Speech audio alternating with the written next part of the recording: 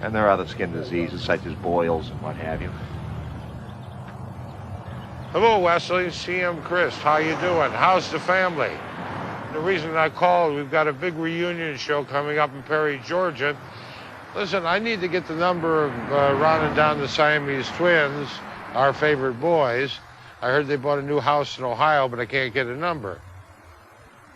Yeah, is that right? You mean you can't, after 30 years, you won't give me the number? Well, that's very disappointing.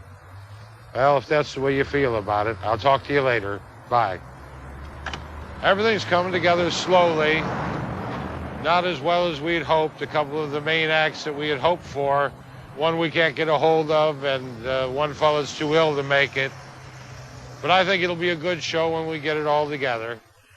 P.T. Barnum actually started this American sideshow business back in the 1850s, and in my way, I'm trying to carry on the tradition of this old-fashioned, good family entertainment. Most of my old acts have retired and moved to a place called Gibsonton, Florida, which is where Chris and I live. The folks down there call it Showtown. It's a kind of a special place. We've got some pretty unusual neighbors, like Jeannie Tomaney.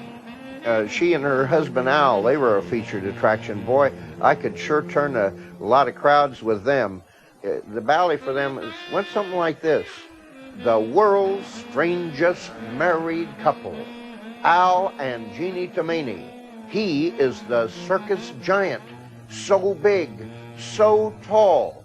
And Jeannie, she's a beautiful woman. From the waist up, a normal, charming lady. But from the waist down, nothing. She is a living half-lady. My name is Jeannie Tomaney. I was born with no legs, and I'm known as an amazing living half-woman. At the time of my birth, my mother was told that I was a freak of nature, and there was no real reason for it. Jeannie, how did you get started in the show business?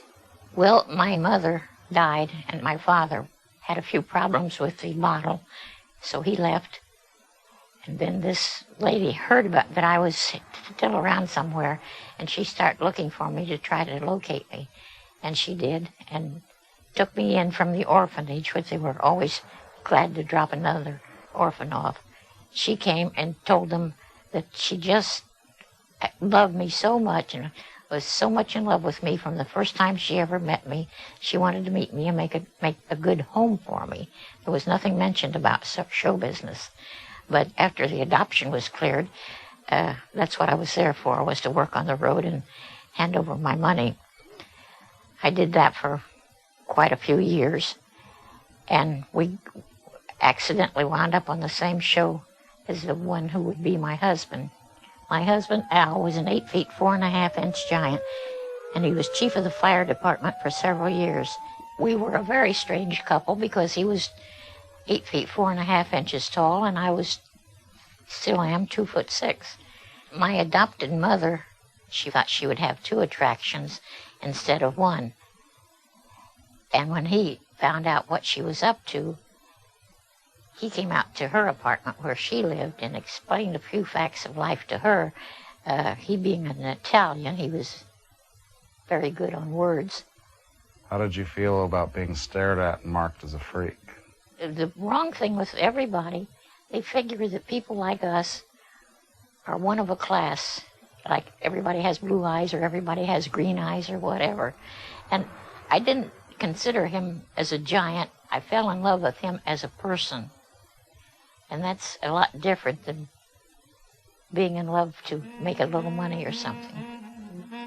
We spent 26 years together, and I loved every minute of it, and I'm sure he did too.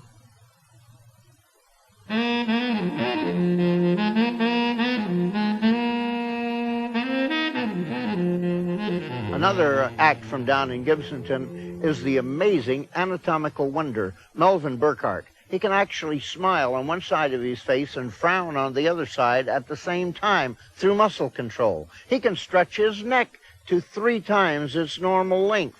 And the most amazing thing of all, Melvin Burkhart is 84 years of age and still working in show business. I have a hammer here and a 20-penny spike. I'm going to drive the spike in my head. Watch.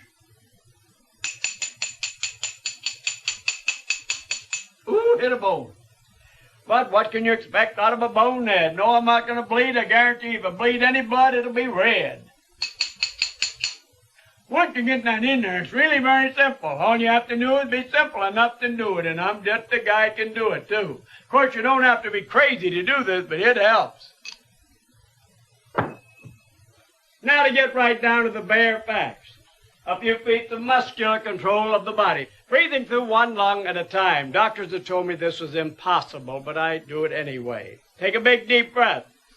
Use one side, give the other side a chance to rest. Operate on one cylinder. Run out of wind, shift gears. Any 5-year-old child could do that with about 10 years of practice. Thank you very much. There's one family in town that's known all over America, the Amazing Lobster family. They made a lot of money with their show featuring the Lobster Boy. He had claws like a lobster instead of hands. The Lobster Boy was murdered, and the wife of the Lobster Boy was arrested and accused of hiring a neighbor boy to put 3 bullets in the back of his head. Oh, they've had their troubles more than they deserve. And they're a nice family, too. And it's a great act. Grady Stiles used his deformed hands and feet to earn a living. Witnesses say he also used his anger, fueled by alcohol, to terrorize his family physically and emotionally. Convicted of manslaughter and conspiracy to murder, Mary Stiles faced up to 22 years in prison. Stiles' lawyer says her son, daughter, and granddaughter, who suffer the same deformities as their father, now face a sentence of their own, up to 2 years without their mother, the one who's cared for their special needs for so long. I am out on bail, pending an appeal.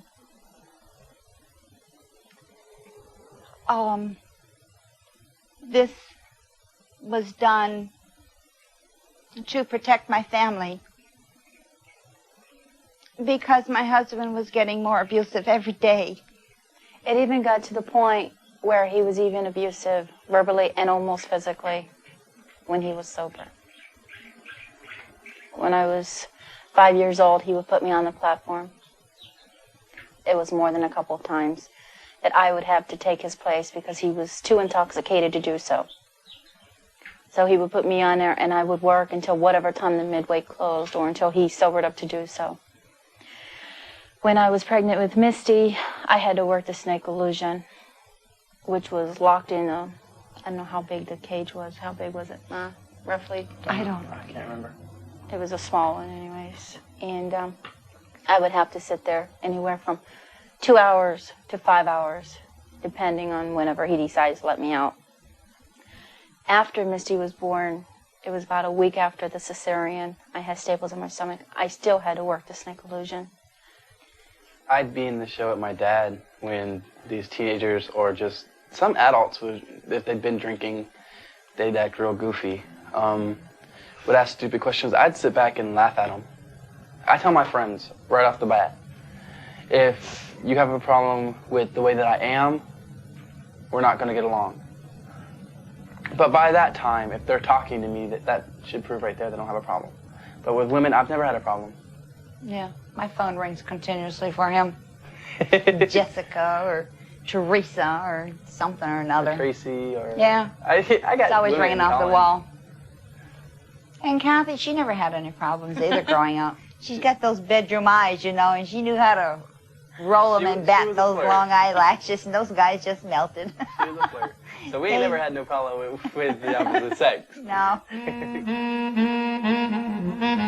50 years I've been working these sideshows all across America. But this is going to be my last year on the road. So I've decided to put on one last 10-in-1 show. That is, 10 acts in one tent. And I'm looking for some spectacular attractions to make this the best show seen in 20 years.